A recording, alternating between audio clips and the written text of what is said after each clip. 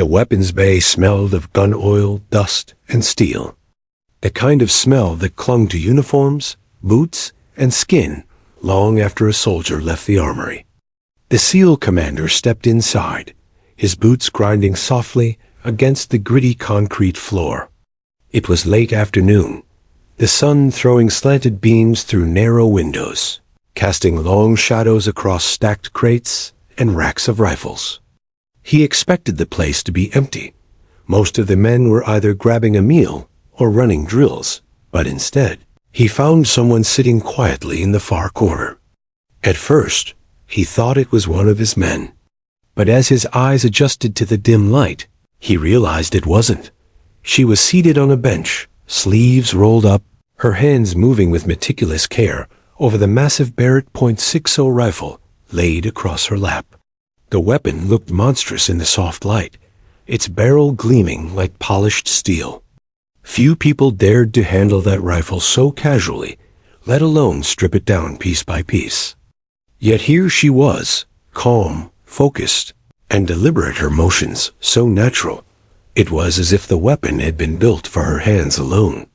The commander paused just inside the doorway, curiosity prickling at him. He didn't interrupt, not immediately. He was used to assessing people's posture, demeanor.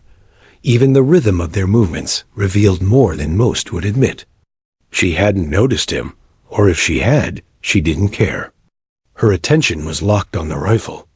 She cleaned every piece with precision, cloth sweeping across the bolt, then folded sharply, running down the inside of the barrel. Her fingers worked methodically, never fumbling, never wasting motion. There was no hesitation, no uncertainty, as if this wasn't maintenance but ritual. Finally, she slid the bolt assembly back into place with a satisfying click.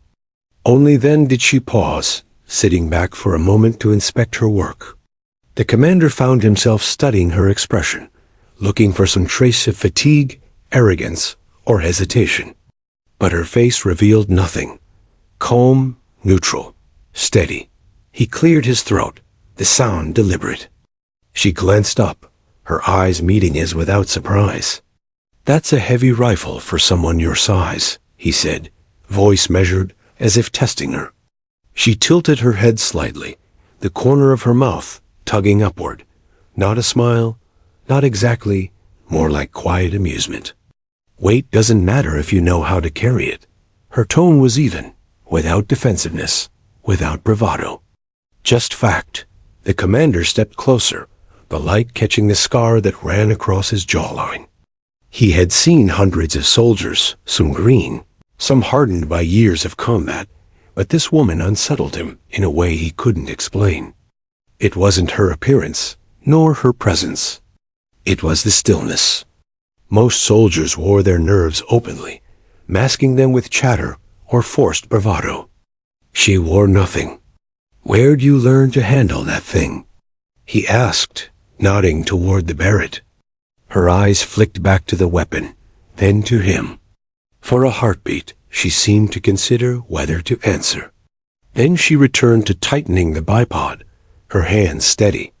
Long days, longer ranges, that was it. No elaboration. No story to satisfy curiosity. The commander's brow furrowed slightly. He had a knack for reading people, but she gave him nothing to work with.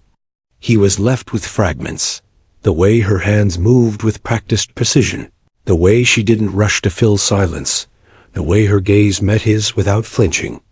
"You're not one of my men," he said. "Not yet," she replied evenly, clicking the bipod into place. Something about the way she said it. It wasn't arrogance. It was inevitability. The commander leaned against a nearby crate, arms folded, studying her. "You've handled one of these in combat before." It wasn't a question, more of a statement. She met his gaze again, holding it. After a moment, she said softly, "Only when it mattered." The words hung in the air between them, carrying weight far heavier than the Barrett in her hands. He felt the hairs on the back of his neck rise, the way they did when instinct whispered truths that logic hadn't caught up with yet. The commander knew this much. She wasn't another eager recruit trying to prove herself. She wasn't fumbling for approval, nor was she seeking recognition. She was something else entirely, something that didn't fit neatly into the categories he'd built over years of command. For a long moment, neither spoke. The only sound was the soft metallic click as she slid the magazine into place, then checked the chamber with practiced ease. Finally, she rested the rifle across her lap, as if it belonged there, like a trusted companion. The commander broke the silence. Most people see that rifle and think about power. You look at it like it's a responsibility. Her expression didn't change, but her eyes flickered with something he couldn't quite place. That's because it is. And just like that, the conversation ended, not because she left, but because there was nothing else to say. She went back to her rifle, and he stood watching, knowing with unsettling certainty that he had just encountered someone who carried more than a weapon. She carried history. And though he didn't know it yet, she carried a record that would soon rewrite everything he thought he knew about distance, precision, and the quiet legends hidden within war. The barracks after hours was never truly quiet. Men laughed, argued, swapped stories about firefights in cities with names half of them couldn't pronounce. Poker chips clattered on wooden tables, boots thudded against bunks, and someone always had a radio crackling faint music in the corner. Noise was part of life. It filled the silence soldiers feared. But she was different. The commander noticed it first during evening downtime. While the men boasted about raids and firefights, she sat cross-legged near the weapons rack, cleaning her scope in slow, steady circles. She didn't interrupt, didn't try to compete with louder voices. Her silence wasn't awkward, it was commanding. She seemed to occupy her own gravity, and even the rowdiest SEALs instinctively gave her space. The commander, sitting at a corner table with a mug of coffee, studied her over the rim. He'd led hardened men for years, but this calmness was rare. Soldiers who had seen too much usually carried it in their eyes. Haunted looks, nervous habits, flinches at sudden sounds. But she carried none of that. No visible scars. No restless twitch.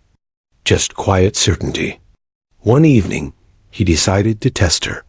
He approached casually, hands tucked into his pockets.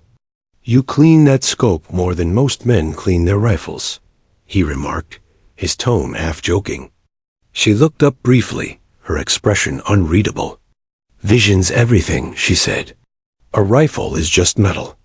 But if your eyes fail you, nothing else matters." The answer wasn't rehearsed. It was truth delivered plainly, without flourish. The commander nodded, slightly impressed. He leaned against the rack, crossing his arms. "Ever fire that Barrett in the field?" he asked, gesturing toward the massive rifle leaned against the wall. Her lips tugged into the faintest hint of a smile. Only when it mattered, the same phrase she'd used before. The commander filed it away. She wasn't one to exaggerate. Her economy of words suggested experience, maybe more than anyone around her realized. What struck him most was her lack of ego. In a room full of men trying to outdo each other with stories, she didn't compete. Confidence rolled off her in silence, in the way she carried herself, in the way her eyes seemed to measure everything. The younger SEALs noticed too, though they didn't always admit it. Some were unnerved, whispering among themselves. Others were drawn in, asking her casual questions about training or weapons. She answered sparingly, offering enough to satisfy without ever revealing too much. The more she held back, the more they leaned in. One night, a hot-headed SEAL named Torres tried to goad her. They were gathered in the mess tent, cards scattered across the table, laughter echoing. Torres slammed down his cards, smirking. "Bet you've never been under real fire. Sitting back with a long rifle doesn't count as combat." The table went quiet. She didn't flinch, didn't bristle. She finished sipping her water, set the cup down, and met Torres's stare with calm detachment. "When you're downrange," she said evenly, "you don't worry about whether it counts.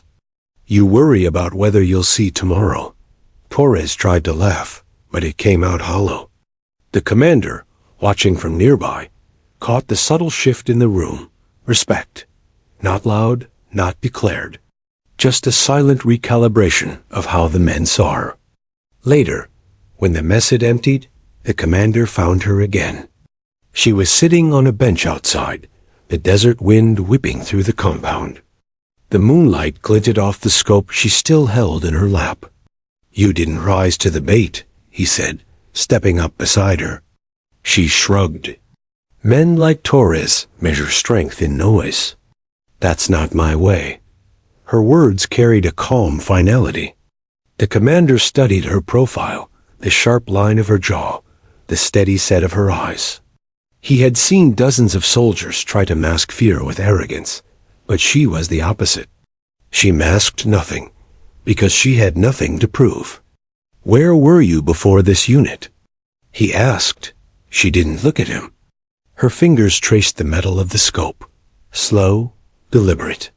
Long story. Longer distances. Again, evasive. Yet the weight behind her words told him more than any elaborate tale could. Whoever she was, wherever she had been, it wasn't standard. He recognized the signs of classified history operators whose records were locked behind steel doors, their missions erased from paper but carved into memory. The commander let the silence stretch, then finally said, "You carry yourself like someone who's already done the impossible." This time she did smile. Faint but genuine. Impossible just means someone hasn't done it yet. The commander chuckled softly, shaking his head. He realized then that her quiet confidence wasn't born of arrogance, nor of ignorance. It was forged in experience, in the kind of missions no one bragged about, because survival was the only prize. From that night on, he stopped questioning her presence. He didn't know her full story yet, but he didn't need to. Her silence, her composure, her certainty, they spoke louder than any record or resume. And though most of the men didn't realize it yet, the commander knew.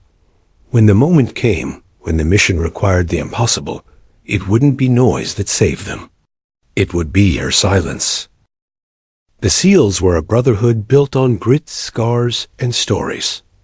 In the downtime between missions, stories were currency. Men relived raids in the humid alleys of Fallujah, firefights in Kandahar, and ambushes in valleys that swallowed entire platoons. They told these tales loudly, each trying to outdo the last. But her silence sparked something stronger than any story. Rumors. It started small. A young SEAL swore he'd overheard her speaking Russian to a supply officer in the hangar bay. Another claimed she once dismantled a malfunctioning rifle blindfolded, reassembling it in less than 90 seconds. The whispers grew, fed by the mystery she wrapped herself in. The commander noticed it over meals. Men would glance at her from across the table, nudging one another, murmuring low. When she looked up, the conversations would die instantly, like children caught sneaking sweets. She never confronted them, never demanded respect. Her silence gave the rumors oxygen, and soon she wasn't just a teammate, she was a shadow. One night, as the desert heat finally gave way to cool darkness, the whispers reached a fever pitch. Torres, the loudest of the skeptics, leaned across the card table, his voice pitched just loud enough for others to hear. "I heard she's Ghost Division. That's why she doesn't talk about her past. You know what ghosts do? They disappear into places we're not even cleared to mention. Then they come back with numbers no one believes." The younger SEALs leaned in, hooked. One asked, "Ghost Division doesn't exist, man. That's just a campfire story." Torres grinned, shuffling the deck. "Yeah? Then explain why she walks around like she doesn't owe anyone an explanation. I've seen that look before." That's the look of someone who's seen files stamped so deep in red ink They'd burn you for just asking. Laughter rippled around the table, but it was uneasy. Jokes were easier than admitting they were unsettled by her presence. The commander, sitting nearby, kept his expression neutral. He'd heard of Ghost Division 2 rumors passed in. Briefing rooms, scraps of information that never appeared on official documents. He had never confirmed it, never seen it, but every legend carried a kernel of truth. It didn't help that the most persistent rumor was impossible to ignore. The record shot. 3,197 meters, whispered Ramirez, one of the youngest SEALs, as if afraid the number itself was classified. That's what I heard. A kill shot from farther than anyone's ever confirmed. That's bull, Torres countered, though his tone lacked conviction. At that range, the Earth curves. Wind, humidity, spin drift hell, even the planet's rotation screws you. You'd need more than skill. You'd need luck. Divine luck. Maybe she has it, Ramirez said quietly. At that, Torres snorted. But the conversation died the moment she entered the mess hall, carrying her tray with quiet steps. She sat down at the edge of the room, facing the wall, back straight. Not once did she glance at the men whose whispers had filled the air moments before. The commander studied her carefully. He'd seen whispers tear units apart before, but this was different. This wasn't resentment. It was fascination. She had become the kind of mystery men wanted to solve, but were too afraid to ask. Still, whispers had weight, and weight had consequences. Later that week, during a training exercise, it showed. The SEALs were tasked with simulating overwatch for a convoy. Torres volunteered loudly for sniper duty, dragging along a heavy rifle he barely respected. He sat up on the ridge, struggling with adjustments, overcompensating for wind. She lay prone a few yards away, her Barrett already steady, her movements fluid. She wasn't competing, wasn't trying to prove anything, she was simply doing what she did best. When the target popped up, Torres fired first. His shot went wide, dust kicking up yards away. A laugh started among the men, but it died quickly when her rifle thundered. A second later, the steel target rang with a perfect hit, dead center. Torres muttered a curse, but she didn't gloat. She simply chambered the next round, adjusted her scope, and fired again. Another perfect hit, then another.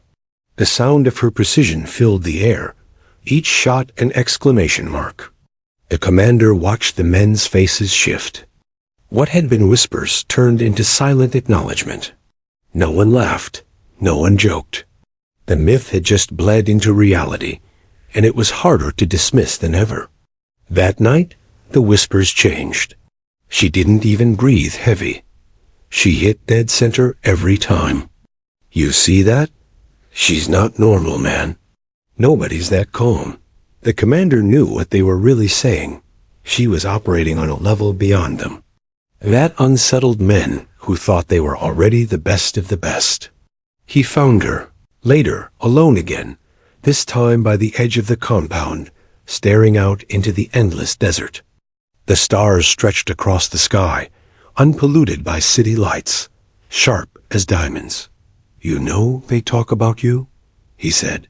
She didn't turn. Of course they do. They say you're Ghost Division. Finally, she looked at him. Her eyes in the moonlight were sharp, unreadable. And what do you say? The commander shrugged, a ghost of a smile touching his lips. I say they're not wrong to wonder. You don't carry yourself like anyone else I've met. Her gaze lingered on him for a long moment, and returned to the horizon. Whispers are easier than truth. Let them talk. The commander didn't push. He knew he wouldn't get more not yet. But as he walked away, he couldn't shake the thought that the whispers weren't just idle chatter. They were fragments of something bigger, something buried. And the truth, when it came, would shake them more than any rumor ever could. The operations tent was stifling.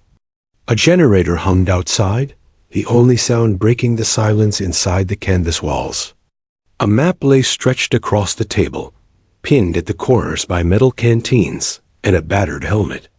Around it stood the SEAL team battle-hardened men with faces marked by exhaustion and grit. The commander leaned over the map, tracing a line with his finger. Target is here. High value, heavily protected, entrenched deep in the compound. He circled a spot miles beyond their forward position. Intel puts him at the center.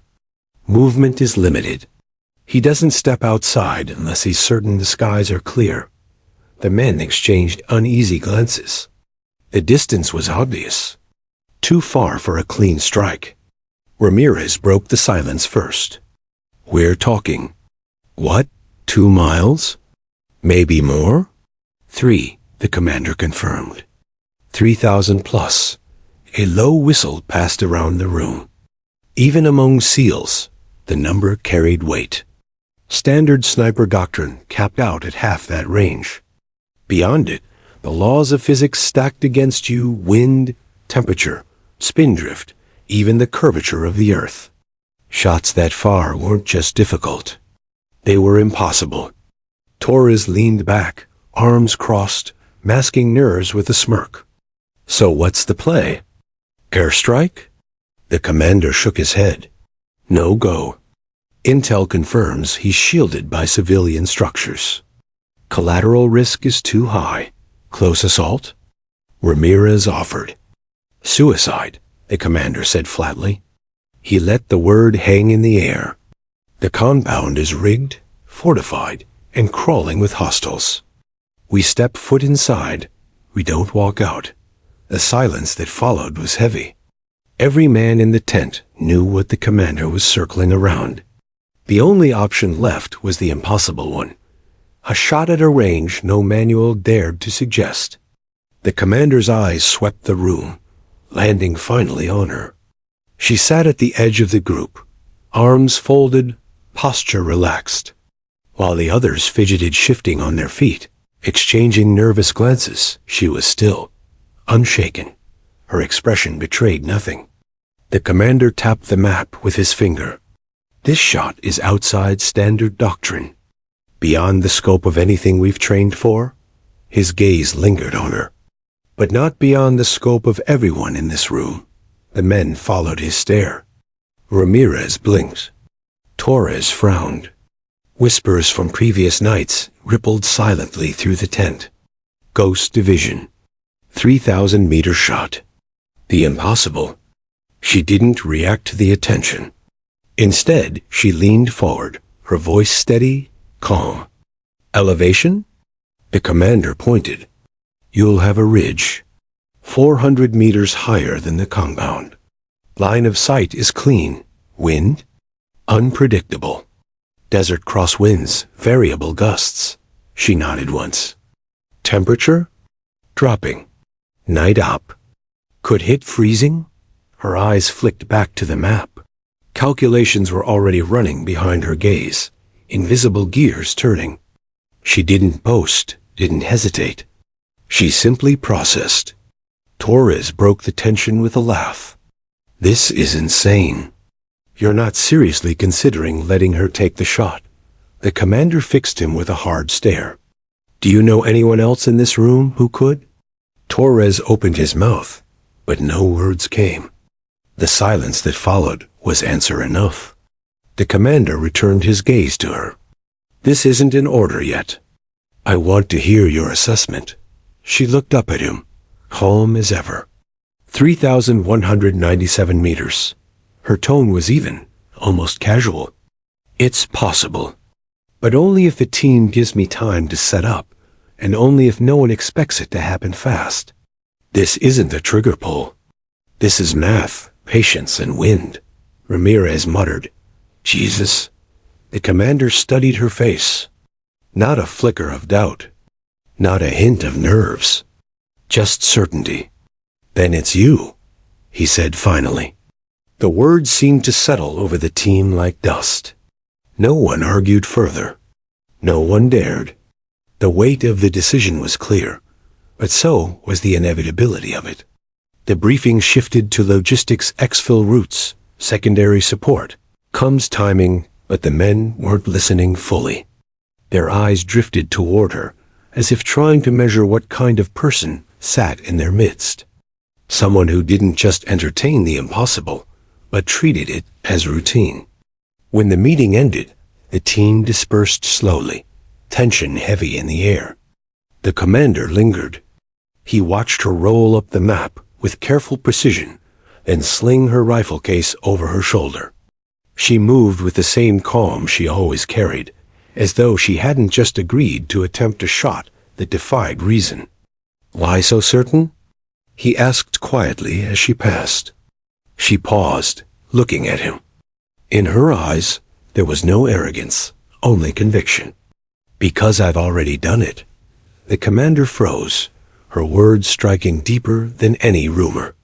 He wanted to press her, to ask when, where, how, but the look she gave him was final. She wasn't offering a story. She was offering truth. And that truth was enough. As she walked into the night, the commander felt a shiver crawl down his spine. The mission had just shifted. They weren't placing their lives in the hands of chance. They were placing them in the hands of someone who had already rewritten what chance meant. And he realized then that this wasn't just a mission. This was the moment the whispers would end, and the legend would begin. The helicopter droned through the desert night, its rotors thumping like a giant heartbeat. Inside, red cabin lights painted the seals in shades of blood and shadow. They sat shoulder to shoulder, weapons resting across their knees, adrenaline still crackling through their veins. But the usual post-mission chatter, the relieved laughter, the crude jokes, the shoulder slaps, never came. Instead, silence reigned. All eyes drifted, inevitably, toward her. She sat near the door, strapped in tight, Barrett across her lap. She wasn't grinning. She wasn't boasting. She wasn't even acknowledging them. Her gaze was fixed on the black void beyond the open hatch, as if the desert still had secrets only she could read. Torres shifted uneasily, his helmet cradled in his lap. He opened his mouth twice to speak, but couldn't summon the words. Finally, he leaned toward Ramirez and whispered, 3,000 meters. Jesus Christ. 3,197, Ramirez corrected quietly, eyes never leaving her. The precision in his tone wasn't mockery. It was reverence. The commander, seated opposite her, leaned back against the vibrating fuselage. He didn't need to look at his men to feel the change among them. Respect was a fragile thing in the SEALs. It couldn't be demanded, only earned through sweat, blood, and proof under fire. Tonight, she had earned it in a way none of them could contest. But respect wasn't just about awe. It was about belonging. He watched her closely, noting the ease with which she cradled the Barrett, the absence of tremor in her hands, the calm in her eyes. Most snipers, hell, most humans would still be trembling after a shot like that, replaying it in their minds, second-guessing every millimeter. But she was as composed as if she'd simply folded laundry. The helicopter banked hard, tilting the cabin. One of the younger SEALs, Miller, glanced her way as he adjusted his strap. His expression betrayed something the commander rarely saw in his men.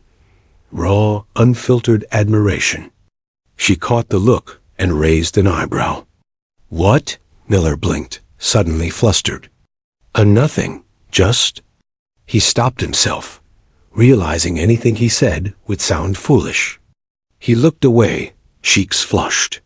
For the first time all night, she allowed herself the faintest smirk. It wasn't pride, it was something subtler, almost amused acknowledgement. The commander filed that moment away. She wasn't made of stone after all. The exfil base was a skeleton camp stitched together with camouflage netting and dust. The helicopter touched down with a shudder, and the team filed out into the cool night air. Sand crunched under boots, diesel fumes mixing with the desert wind. Normally, after a mission like this, men loosened up immediately, trading quips as they dumped gear and collapsed into mess tents. Not tonight. Tonight, every move felt deliberate. The Barrett drew glances from everyone they passed, though few dared to stare openly. Rumors were already spreading through the base. Word of the impossible shot had reached the outer tents before the team even landed.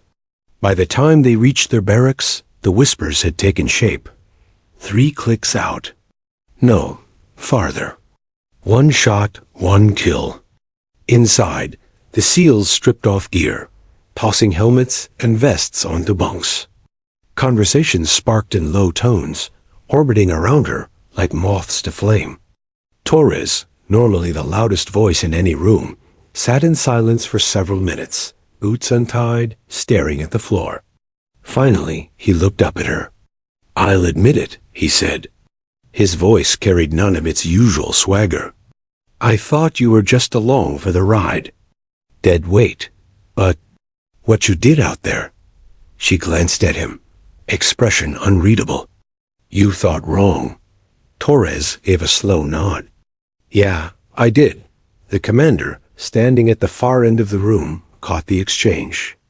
It wasn't an apology, not fully, but it was something rarer among men like Torres: surrender. He would never doubt her again. Later, as the barracks quieted, the commander found her outside, seated alone on a crate under the pale glow of floodlights. The Barrett lay across her knees, already half cleaned, its components gleaming with oil. He approached slowly, boots crunching against gravel. "You ever stop?" She looked up briefly. "Stop what?" "Cleaning, calculating, carrying that rifle like it's a lifeline." Her hands didn't pause. "A rifle isn't a lifeline. It's responsibility." The commander folded his arms, studying her. "Most snipers I've known, they treat a shot like that as their crown. Something to brag about until their dying breath. You," he shook his head, "you act like it's nothing." She finally set the rifle aside, meeting his gaze. "It's not nothing. It's weight. A man is dead because I pulled a trigger. Doesn't matter who he was or what he did. The math worked, the bullet landed, and now there's silence where a heartbeat used to be." Her words struck him like cold water. There was no arrogance there, only gravity. He exhaled slowly. "You know they'll never look at you the same." "They shouldn't," she replied flatly. The next day, the base buzzed with energy. Men drifted past their barracks, pretending to be busy, but clearly hoping to catch a glimpse of her. Some offered nods. Others muttered under their breath. None dared challenge her. At the shooting range, a pair of younger snipers invited her to test their rifles. She accepted, stepping onto the line without hesitation. In minutes, her grouping at 800 meters made theirs look like scattered shotgun blasts. They didn't speak afterward, only shook their heads in disbelief.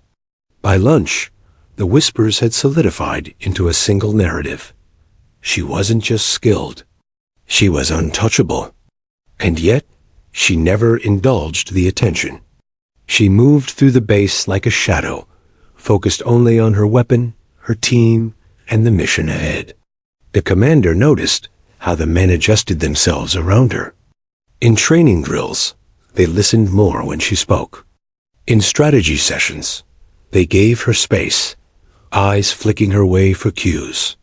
Respect had shifted the gravity of the unit, and she was now its quiet center.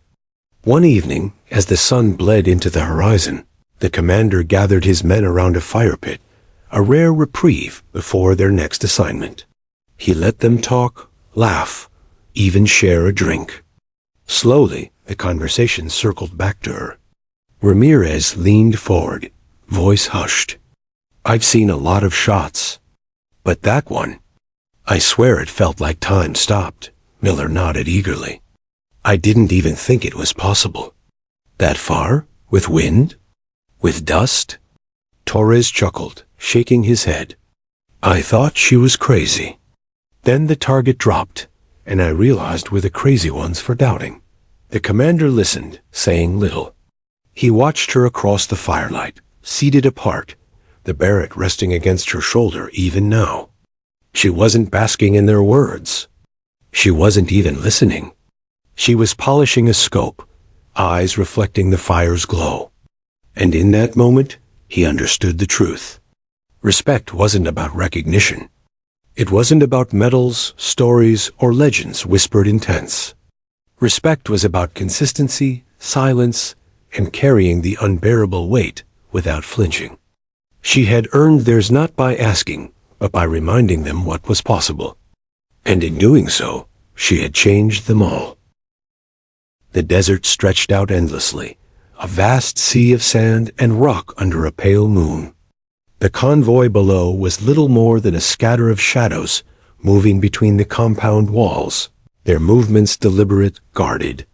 The wind carried fine grit across the ridge, stinging exposed skin and hissing like a living thing. She lay prone on the high ground, her Barrett .60 stretched before her like a piece of artillery forged for gods. The massive rifle rested on its bipod, scope already dialed in. Around her, the SEAL team crouched low, watching in silence, each man understanding instinctively that noise was sacrilege in this moment. The commander knelt beside her, his voice a whisper. Target confirmed. Third structure, north wall. Window left side.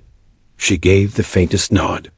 Through the scope, the world narrowed to a tunnel of glass and reticle. The man they'd come for was there, a silhouette, moving in the glow of a lantern, heavily guarded, believing distance was protection. He was wrong. She adjusted the elevation, her gloved fingers turning the dial with delicate precision. Wind speed, 11 miles an hour, shifting west to east. Temperature, just above freezing. Air density, humidity, even the Earth's rotation. Every variable scrolled through her mind like equations on an invisible chalkboard. At 3,197 meters, the bullet would take nearly 10 seconds to reach its mark. In that time, the Earth itself would move beneath it.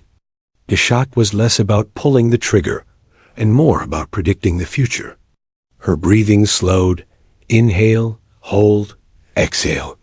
She wasn't just steady, she was still, as if she had emptied herself of everything but focus. The rifle was not a tool. It was an extension of her heartbeat. Behind her, Torres shifted nervously. The commander silenced him with a glance. No one dared disturb the ritual unfolding at their feet. She adjusted again, whispering numbers to herself.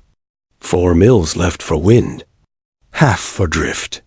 Her voice was so soft, it was almost lost to the desert.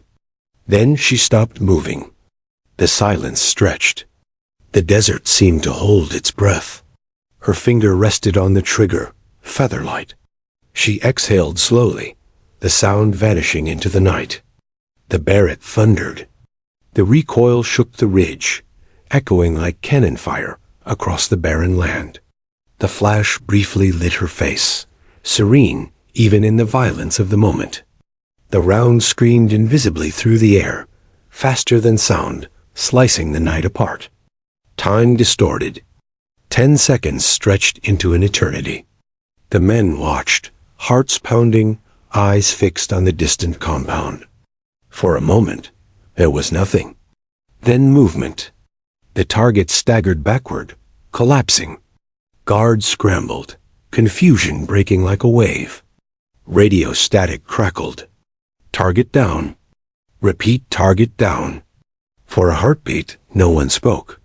The ridge was silent, but for the soft hiss of the wind.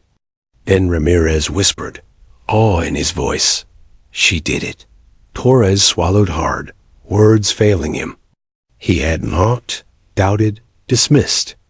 Now he stared at her like she wasn't flesh and blood, but something else, something untouchable. She didn't smile, didn't celebrate. She simply reloaded, adjusted her scope, and scanned for secondary threats. Her hands moved as calmly as if she'd just taken a shot at the range. To her, it was routine. The commander crouched lower, eyes fixed on her. His chest tightened, not from shock, but from recognition. He'd seen bravery, skill, sacrifice, but never this. This was mastery on a level that blurred into myth. Minutes passed as chaos rippled through the compound below. Alarms blared. Lights flickered. But their target lay still, motionless. The mission was complete. Finally, she lowered her rifle.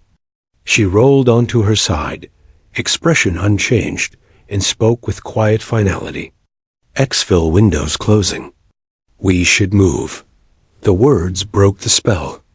The men stirred, gathering gear, preparing for the long trek back to the extraction point. But none of them moved the same way they had before.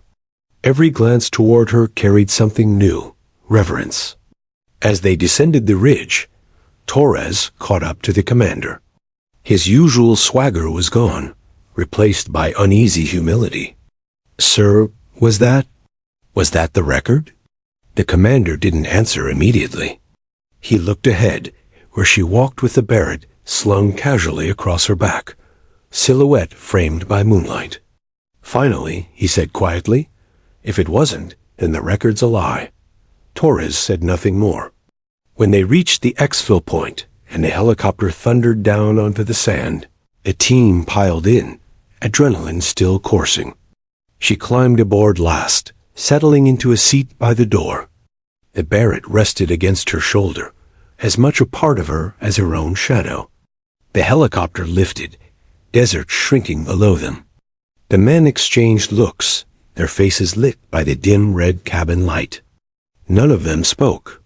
Words felt clumsy in the presence of what they had witnessed. The commander, seated across from her, finally broke the silence. His voice was low, almost reverent. "That wasn't luck." She looked at him, eyes steady, calm. "Luck runs out.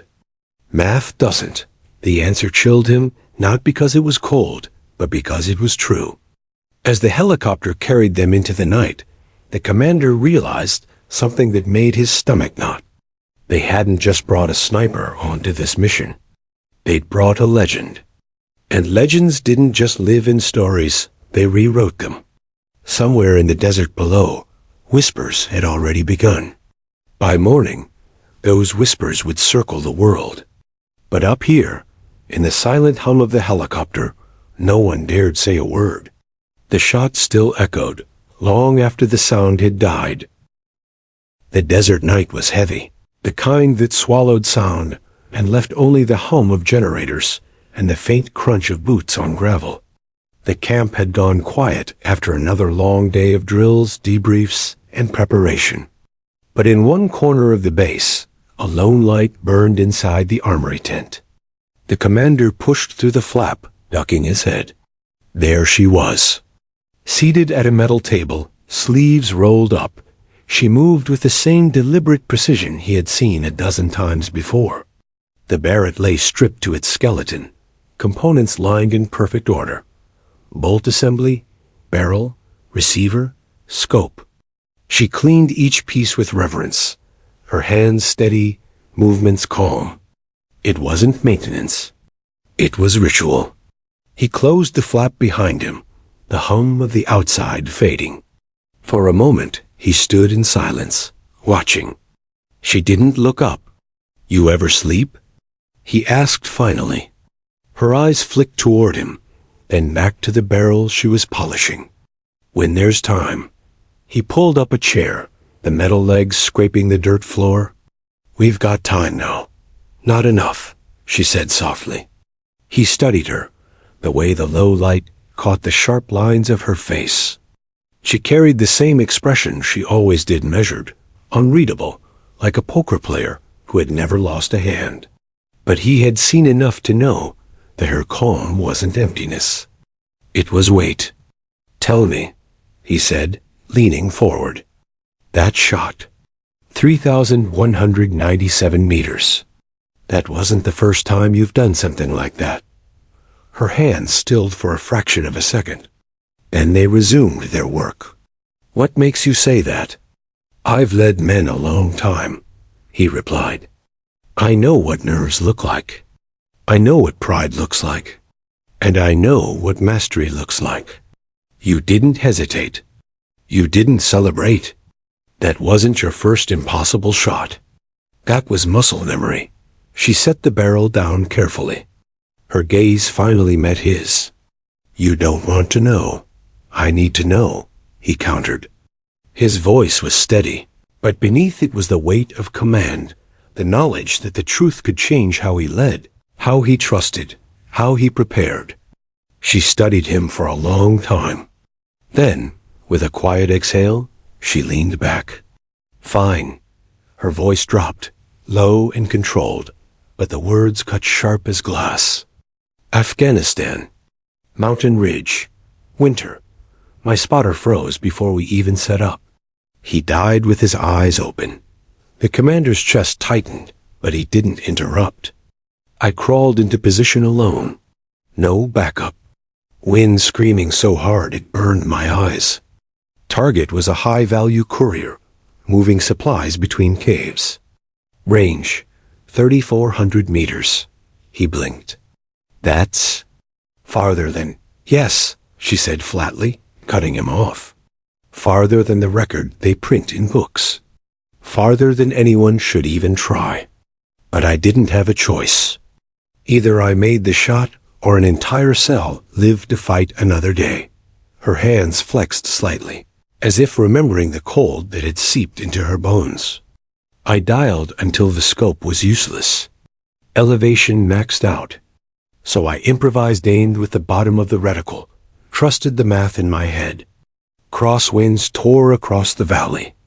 I had to predict not just where he'd be, but where the wind would push him while the bullet was in flight. Her eyes darkened. It took almost 12 seconds. Long enough to hear my own heartbeat.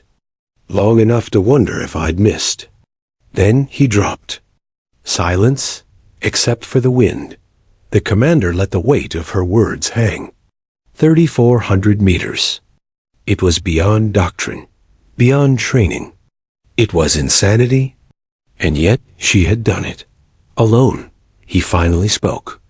Why isn't that in the record books? She gave a humorless laugh. Because the unit didn't exist. Because I wasn't supposed to be there. Because some missions live in shadows, and so do the people who survive them. He sat back, absorbing the revelation. The whispers, the rumors, the awe his men felt, all of it was true, and more. She wasn't just a sniper. She was the sniper, the one every soldier spoke of, but none could name. Ghost Division, he murmured. Her expression didn't change, but the flicker in her eyes was confirmation enough. He leaned forward, voice low. You realize what this means? What you are to these men? They don't need to know, she replied. Her tone was firm, almost sharp. Records don't matter. Legends don't stop bullets. What matters is that they trust me when it counts. Nothing more. The commander studied her for a long moment. But they will know. You can't hide something like this forever. That shot alone, 3,197 meters, will follow you. And when they find out about the other, they'll start looking at me like I'm something I'm not, she interrupted. Like I'm a myth. And myths get people killed, Commander. Because men start to believe myths can't bleed. Her words struck deep. He had seen it himself. How soldiers clung to legends, how they placed blind faith in names instead of flesh. You think they'll stop seeing you as human, he said quietly. She nodded once. And when they do, they'll stop protecting me. Stop covering my flank. Stop treating me like one of them. That's how mistakes happen. That's how people die. For the first time, the commander saw the truth behind her silence. It wasn't pride that kept her quiet. It was fear not for herself, but for the men around her. Respect she could live with. But worship? That was poison. He leaned back, running a hand across his jaw. So you carry it alone. Her gaze dropped to the rifle in her lap. Someone has to. Silence filled the armory. The low hum of the generator outside pressed against the canvas walls. Finally, he nodded. "Your secret's safe with me. But know this. Whether they hear the truth or not, you've already changed them. They'll fight harder because of you. They'll believe more because of you. And in this world, sometimes belief is the difference between life and death." She didn't answer. She simply picked up the scope and resumed cleaning, as if the conversation had been just another variable in the endless math of survival. The commander watched her a moment longer, then stood. At the flap, he paused. "One day," he said, voice low, "the world will know. Maybe not now. Maybe not soon. But they'll know." Her hands didn't falter. "Maybe. But by then, I'll already be gone." The words chilled him, though she spoke them with calm certainty. He stepped out into the night, the flap closing behind him. The desert air hit him cold, sharp, alive with whispers of sand. Above, the stars burned bright and distant, like silent witnesses. He exhaled, a weight pressing heavier on his chest. The record wasn't just revealed. It was real, and it belonged to her. But so did the silence. The weeks bled together in the desert. Missions came and went, each one a test of endurance, discipline, and trust. Yet for the SEALs who had been there on the ridge, who had watched the impossible shot unfold, the world felt different now. Something had shifted. It wasn't just that they respected her. They carried her presence like armor. In every briefing, every movement drill, every firefight, the men moved with sharper edges, fueled by the memory of what she could do. They no longer doubted their reach, their odds, or their fate. If she was with them, the impossible suddenly felt possible. But she never leaned into the role they built for her.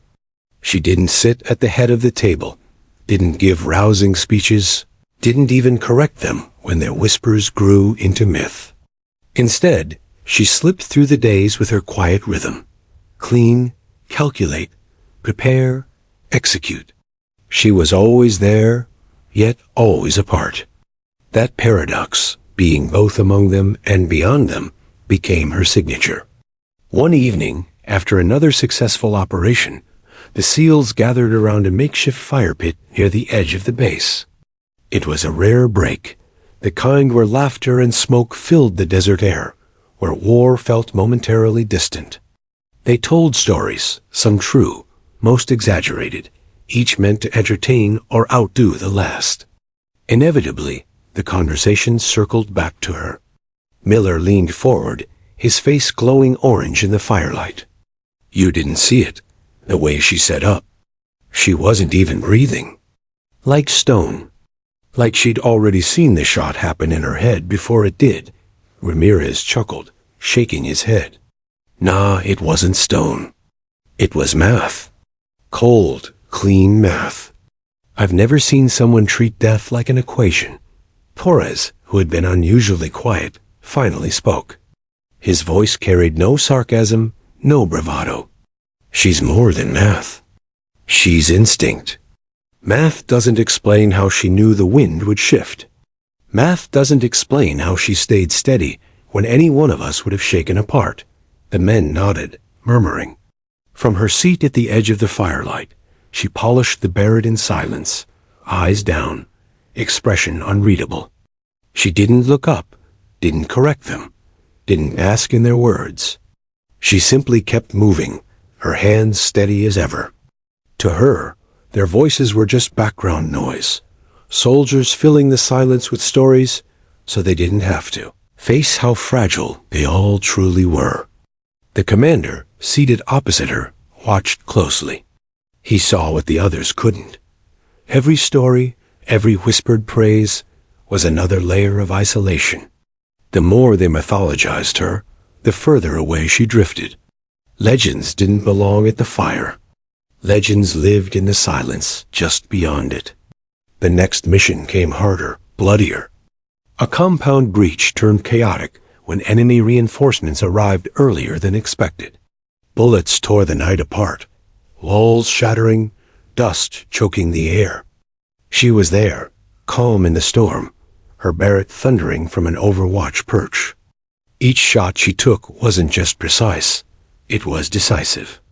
A rooftop guard fell before he could signal. A machine gunner dropped before he could turn his barrel. She didn't spray fire.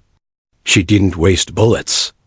Every pull of the trigger meant survival for her team below. By the time the SEALs stormed the inner chambers, the path had been carved in silence, one round at a time.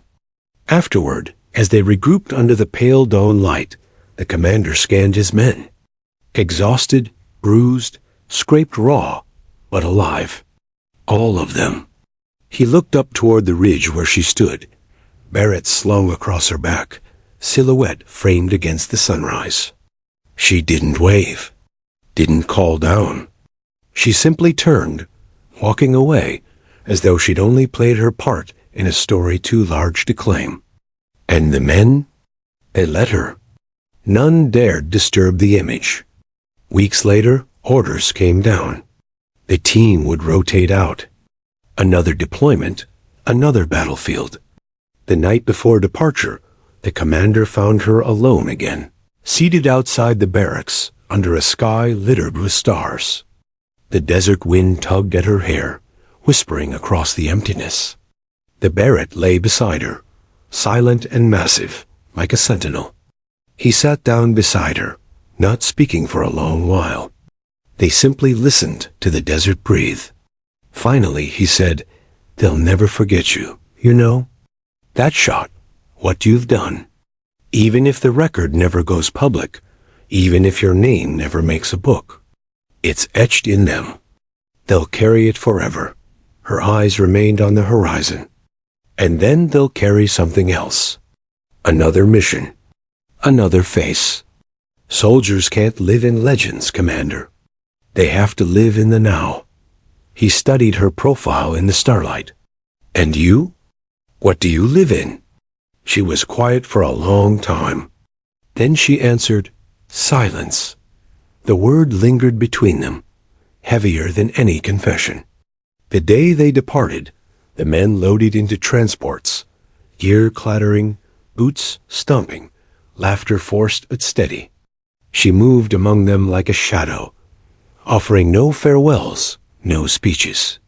Just quiet nods, one after another, each man receiving the same gesture, acknowledgement, respect, nothing more. Torres lingered the longest, his usual grin softened into something more human. "Guess I was wrong about you," he admitted quietly. "You weren't wrong," she said. "You just didn't see the whole picture." He frowned at that, as if searching for the meaning, but she turned before he could ask. The commander was the last to board. He paused at the ramp, looking back. She stood a few paces away, Barrett across her chest, gaze steady. For a moment, he thought of saying something, words to pin her down, to honor her, to remind her she wasn't just a shadow. But he didn't, because he understood now. She didn't want to be remembered with noise. She wanted to be remembered in silence. The ramp closed. The engines roared. The transport lifted into the sky, leaving the desert below. Through the window, the commander caught one last glimpse of her figure shrinking against the sand, still, silent, watching. In the years that followed, the story of that night on the ridge traveled like wildfire. It changed with every retelling. Sometimes it was 3,000 meters, sometimes 3,500. Some swore she was a ghost, a myth conjured by the desert itself. Others swore they'd fought beside her, though their record showed otherwise. The truth blurred. But among the men who had been there, who had felt the silence stretch across 10 eternal seconds, the memory never faded. They didn't speak of her often. When they did, it wasn't in boasts or laughter. It was in hushed tones, late at night, when the fire burned low and the weight of the world pressed heavy. They called her the Echo, because legends shout, myths boast, but she lingered. Not in glory, not in noise, in silence. And that silence was louder than any shot ever fired.